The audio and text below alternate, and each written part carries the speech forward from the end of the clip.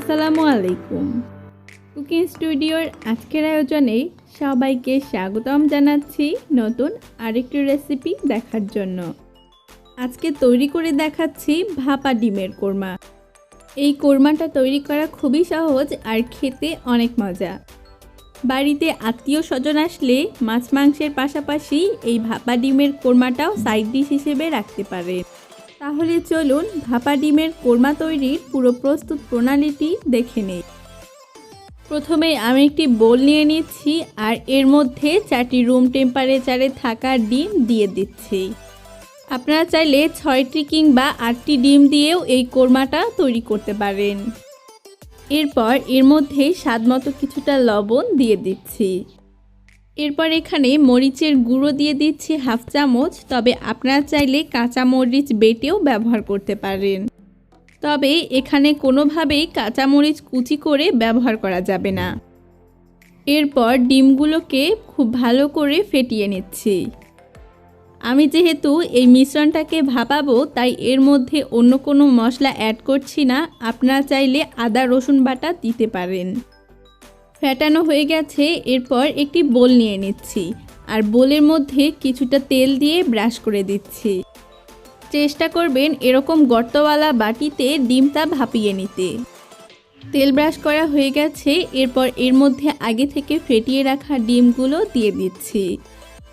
এরপর একটি ঢাকনা দিয়ে ঢেকে দিচ্ছি। আর আপনাদের কাছে যদি বাটির ঢাকনা না থাকে তাহলে ফয়েল পেপার দিয়ে উপরে র্যাপ করে দিবেন। ডিমগুলোকে ভাপানোর জন্য একটি প্যানের মধ্যে স্ট্যান্ড বসিয়ে পানি দিয়েছি আর এর মধ্যে পাত্রটা দিয়ে একটি ঢাকনা দিয়ে ঢেকে দিচ্ছি। 15 মিনিট পর আপনাদের দেখিয়ে দিচ্ছি ডিমটা কত সুন্দরভাবে ভাপানো হয়ে গেছে। এরপর চলে যাচ্ছি মূল রান্নায়। এর জন্য চুলোর মধ্যে একটি পাত্র বসিয়ে নিয়েছি আর এর মধ্যে পর্যাপ্ত পরিমাণ তেল দিয়ে দিচ্ছি। তেলের পরিবর্তে এ পর্যায়ে ঘিও ব্যবহার করতে পারেন। এরপর 2টি তেজপাতা মাঝখান থেকে ফেড়ে দিয়ে দিব। এরপর এর মধ্যে 3-4টি লং, 3টি দারুচিনি এবং 3টি ছোট এলাচ দিয়ে দিচ্ছি।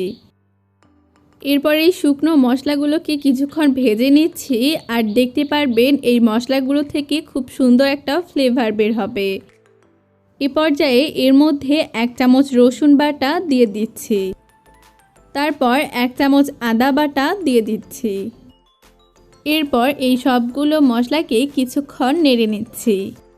এরপর এর মধ্যে 4 চামচ ফ্যাটানো টক দই দিয়ে দিচ্ছি। তবে হাতের কাছে টক দই না থাকলে 1 কাপ দুধের মধ্যে কিছুটা লেবুর রস মিশিয়ে ব্যবহার করবেন।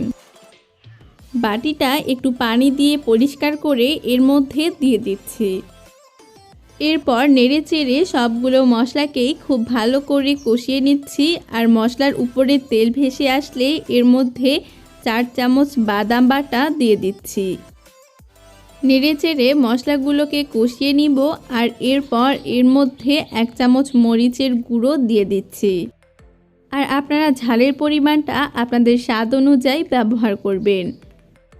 1 চামচ হলুদের গুঁড়ো দিয়ে দিচ্ছি।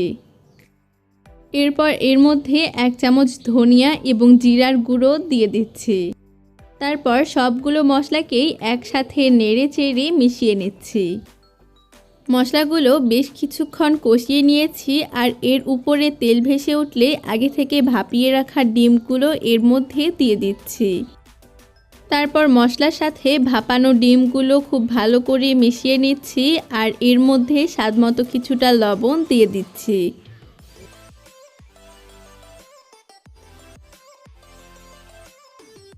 মশলাগুলো ডিমের গায়ে গায়ে চলে আসলে এর মধ্যে 1 কাপ দুধ দিয়ে দিচ্ছি। তবে আপনারা চাইলে এর মধ্যে পানিও দিতে পারেন।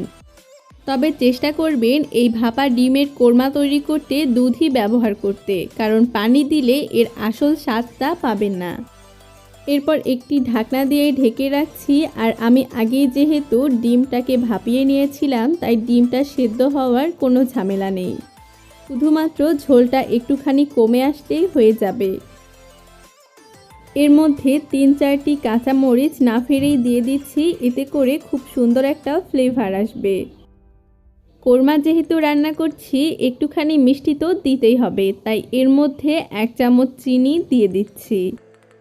তারপর একটুখানি নেড়ে চেড়ে ঢাকনা দিয়ে ঢেকে দিব আর অপেক্ষা করব এর গ্রেভিটা ঘন হওয়ার জন্য।